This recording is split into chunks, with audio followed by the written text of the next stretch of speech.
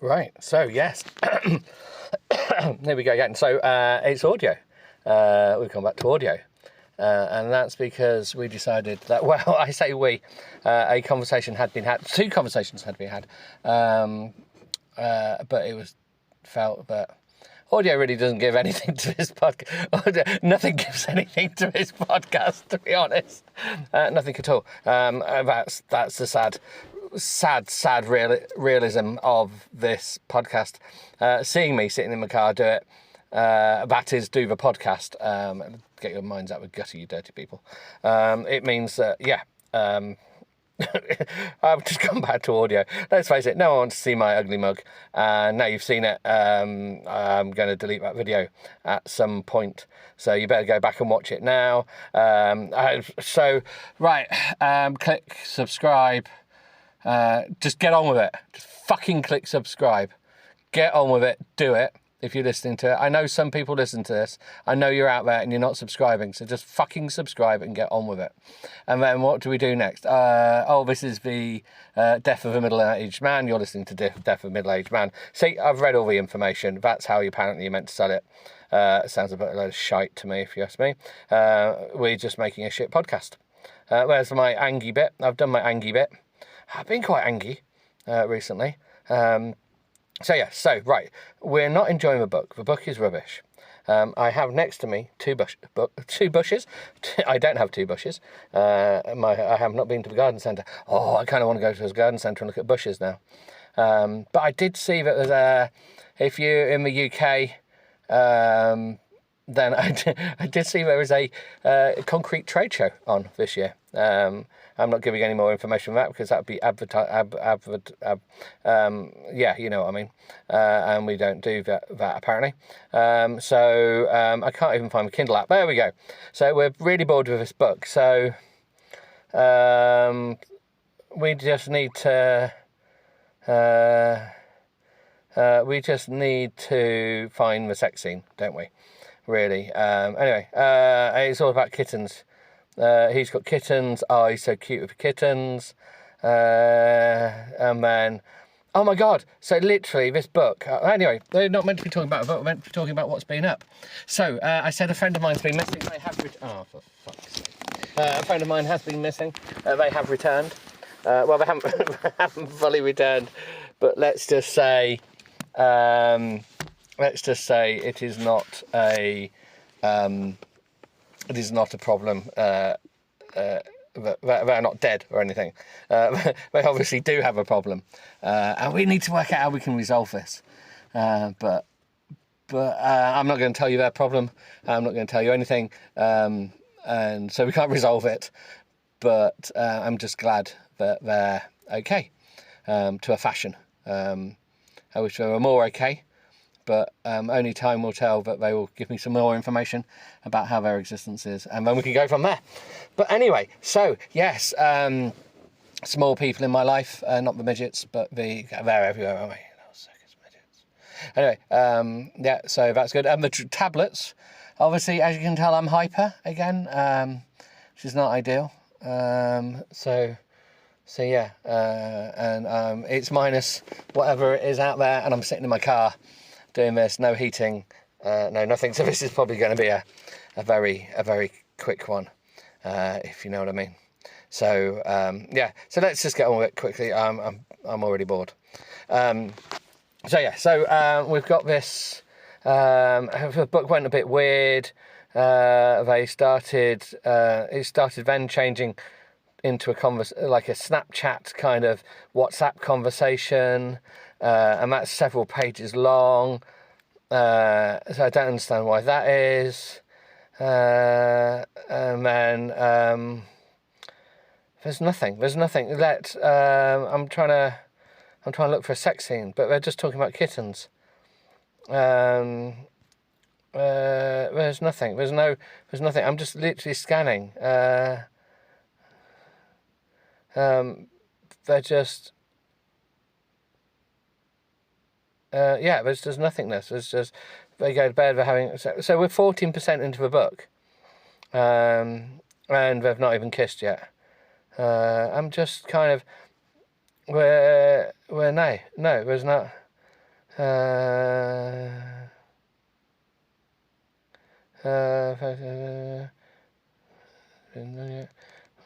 after or like no. My dad runs a taxidermy empire. Taxidermy empire. Why did you choose that for a book? I still don't understand the whole taxidermy. Look, this is all bobbins. Lainey. Oh, she gets into bed. Hold on. Right, we got something. We got to say 16% in. Okay, we're 16% into the book, and finally, my nipples are hard. That there's a frantic anticipated deep in anticipation deep in my belly at the idea that I might have to sleep in the same bed as Theo. So there we go.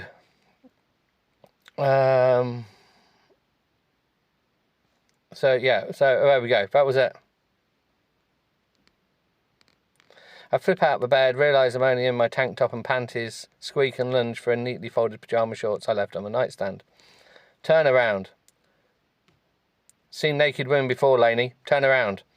You know what's more aggravating than Theo when... okay, so he's seen her in her Victorian style, whatever. I hide behind the bed and yank my pyjama shorts on. Oh shit, this is such a shit book. Are we 5 minutes into our thing yet as well? Where are we? 6 minutes and I've not read any book because it's so shit. Because it's just rubbish. They said goodnight to each other. I put my meditation or something I don't want to hear about it from Theo. No shit. She's curled up right next to me, breathing on my shoulder with a limp grip under my briefs and on my very hard dick. Hold on. I thought I'd go up to the floor, tidied up with possibly under a pile of clothes, and Lainey is not that kind of woman. She wants me to put my clothes on before she's forced me to remove me from her presence. Instead, I'm waking up with her hand wrapped around my cock. Oh, hold on, here we go.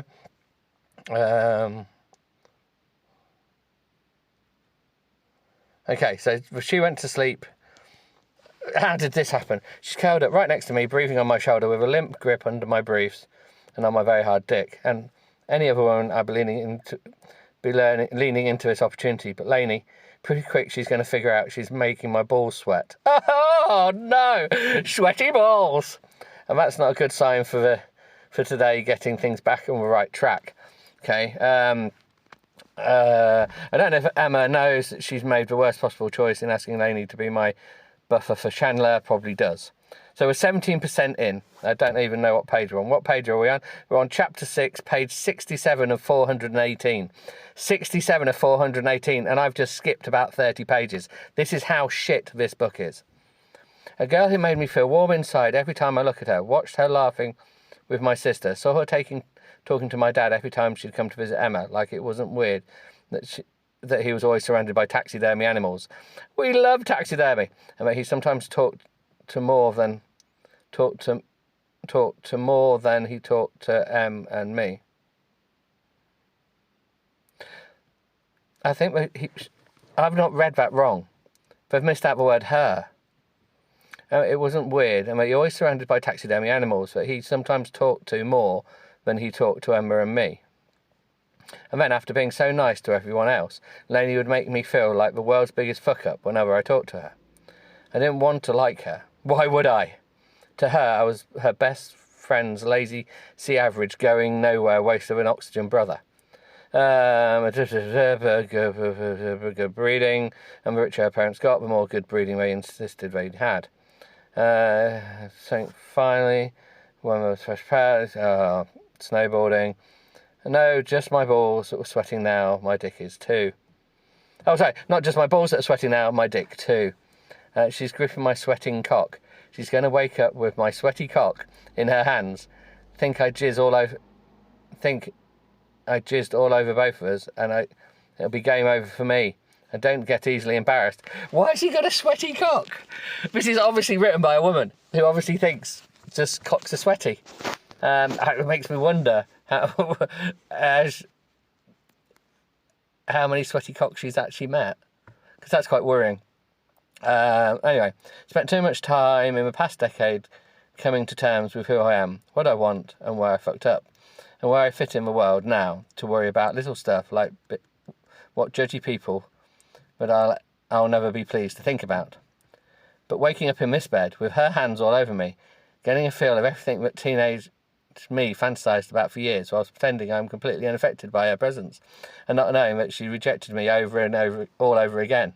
This is different. I don't want to get started on what it's doing to me, that she's sleeping with her face smushed against my shoulder after tossing and turning half the night, drooling a little on my own skin, even.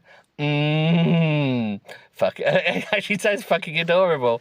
No, not adorable. Girl dribble on your body. Well, some girls like to spit on things, don't they? I've seen that. I've read about it. Shocking. Anyone I need to... Well, we've just read about it, haven't we? Annoying. I need to wash my Delaney drool off. I need to wash Delaney drool off me now. That sounds like a really... Delaney drool. That sounds like a speech impediment. She's cute, that backstabbing asshole in the back of my head whispers. Time to move. I shift a millimetre. She bolts straight upright, her tank top riding up and showing off the smooth skin of her soft belly.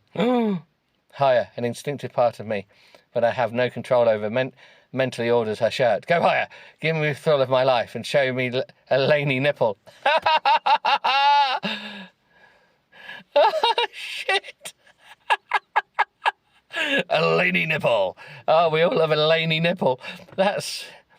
Oh yes, I went to the orchard the other day and was picking apples, and I've discovered that that little lump on the apple, that's a laney nipple, that is. Yeah, often found on a Cox's Pippin apple, that, yes. Yeah. Oh God, who am I? Oh my God, who am I? She gasps. My dick wants to know the answer to that question too. Jesus, I fucking hate being a grumpy asshole. Why does she bring this out in me? Because she makes me feel 15 again, and 15 sucks. 15, well, I don't know, 15 was a better time for me than was I okay? No, puberty. Had I come out the other side of puberty? Or was I still in... Well, I was halfway through puberty, wasn't I? You never really come out of puberty until you're quite late in life. But, theoretically, we're all still maggots, aren't we? We're all still in puberty, I would imagine. Because all women think we are. Anyway, and we're all 15, let's face it. We're all mentally 15 men, given a Delaney nipple. Anyway, right, where were we? She yanks a sheet up to her chin and stares at me while she's still gripping my cock with what apparently a third hand. Wait. Please leave your unmentionables out of all our conversations, she says, almost as stiffy as my cock standing up under her hand. But it's not her hand. Can't be her hand. I can see both of her hands. Now all of me is sweating. Who's gripping my dick? Someone is, aren't they? I give a little wiggle with my hips. Oh yes, someone is definitely holding my cock. Her brows furrow. Theo? Did someone sneak in here and put a fake hand around my woody? I whisper. Not outside of the realm of possibility here. Might have seen weirder shit.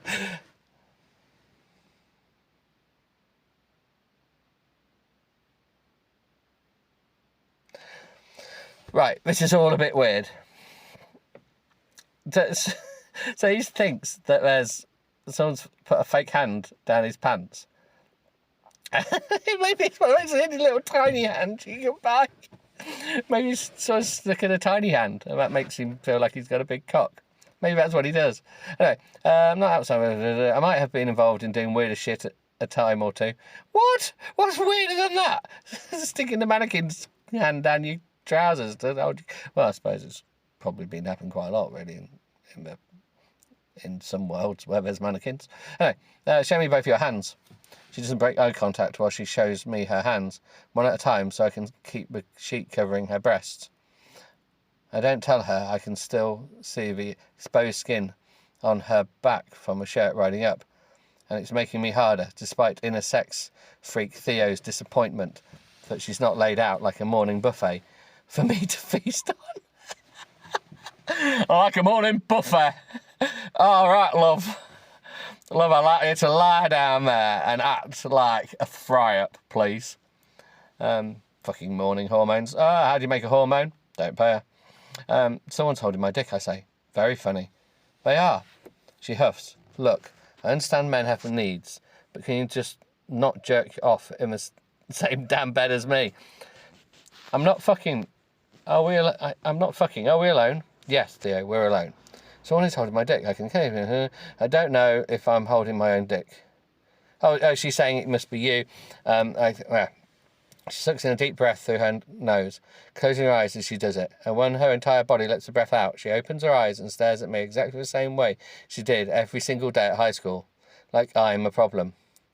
And one more time for the peanut gallery. I do not want my hormones to be attracted to this woman. I had no idea my sister hated me so much, yet here we are. So lift up the sheets, she grits out, and look. Huh? Not a bad idea. Probably should have thought of that myself. No shit, Sherlock. But I was so flustered at the idea that Lainey was gripping me for dear life that my brain short-circuited. And fine, gripping me for dear life is probably an exaggeration. But the point is still that she wanted to touch my pee-pee, which she once told me was a disgusting thing on the most disgusting thing on the planet, and she caught me taking a leak behind a tree. The fact that she's called it a pee-pee in this book, even though for the last 5 minutes she's been calling it a dick, and he's been calling it a dick, why the fuck have we gone to pee-pee? Doesn't make sense. She's not holding my dick, so who's holding my dick? She lifts her brows, doesn't have to say a word, and it doesn't matter that it's been a year since I voluntarily talked to her before yesterday. Easy to see what she's running through her brain. I think if you think stalling will make me look under that sheet, you're dead wrong. I know a setup for a flashing when I see one, but it's not a setup. Someone's holding my dick. Oh my fucking God! Just get on with it.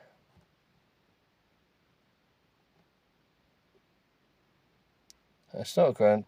I'm pushing back far enough for her to see, no matter where she's sitting on the bed or in the room, because I'm going to fucking prove to her that someone is in this room with us. I look down and see, oh fuck, it's my hand. Oh, the fucking idiot. So it's my hand holding my dick, even though it doesn't feel like my hand is holding my dick.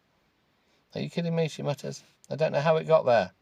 I moved it, except it didn't work. Try again. Nothing. My gaze flies to Lainey. It won't move.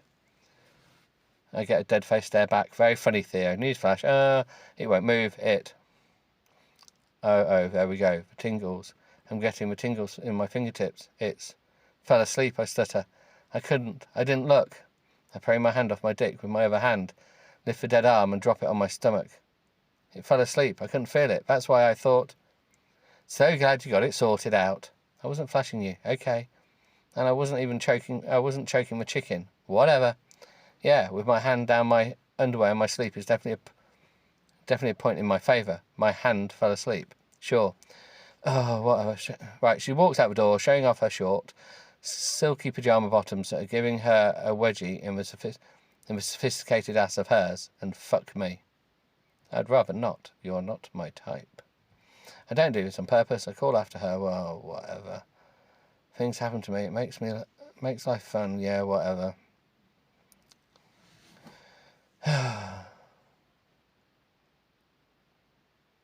One day you're going to realise just how much joy and fun and laughter you missed out on because that stick permanently. Oh, yeah, whatever. Oh, nice job, I muttered to my hand and my dick. Obviously, people talk to her. Oh, whatever. I'm doing this for Emma. Who's joking? I'm saying. No. She can't get clean enough because she thinks she's wanking.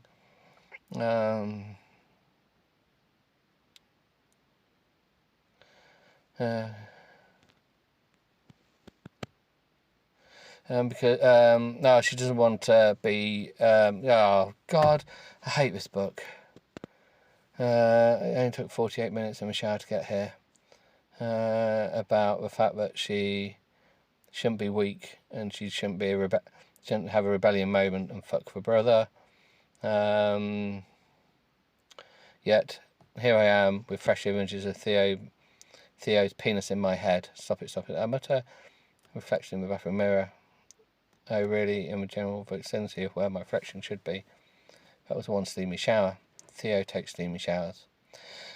I stifle a frustrated groan, turn around to grab my luggage, only to remember I didn't bring it in here with me. I didn't bring my luggage into the bathroom. So she's got to go out of there. She's worried she's in a towel. Too many years of being told it's up to me to not tempt men into impregnating me with scandalous looks. Too many years of being told that I have to be a model citizen. Yeah, breaking up with Christopher and realising that while my parents want a safe life for me, I want to live. I want to live!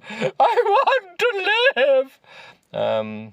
Has made me reconsider a lot of what I tell myself about work and fun and sex and life. And life.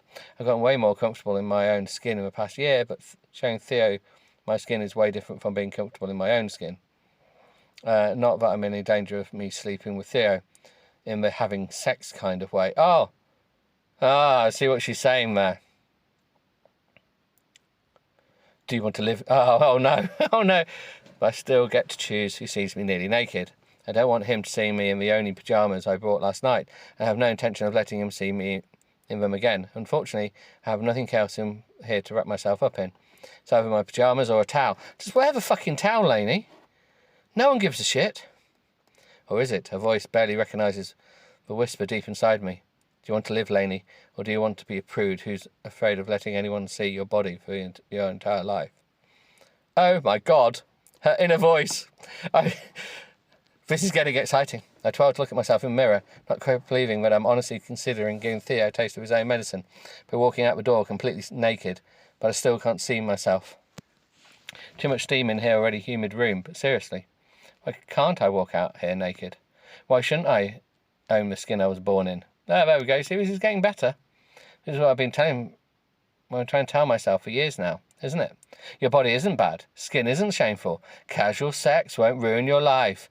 You get to live. Well, funny enough, sometimes you don't get to live. It depends on who you're having casual sex with, I suppose. If it's a mass murderer, then you're probably dead. I think a lot of people have kind of died that way through casual sex. Or because it's normally kind of just stranger hookups, isn't it? That end up with people dead. So it could ruin your life, quite literally. And here I am, carrying the bathroom instead of freaking owning it from in front of my biggest nemesis.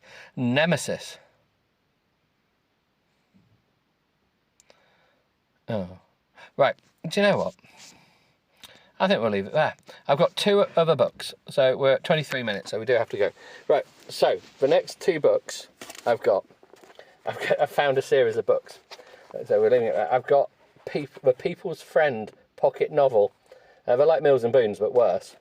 The Apothecary's Daughter, or Bob's Blazers. This was Melody's dream job, but she was hiding a secret. Or could Amelia use her own skills to start a new life? Dum, dum, dum. And we're in larger print as well, which is even more brilliant because it makes it easier for me to read. So, there are the next 2 books, which we will get round to. My car is just full of, it's like a mobile library. Right, I'm going back to work. I hope you've had fun, enjoy, and I will speak to you again. Ta-ta.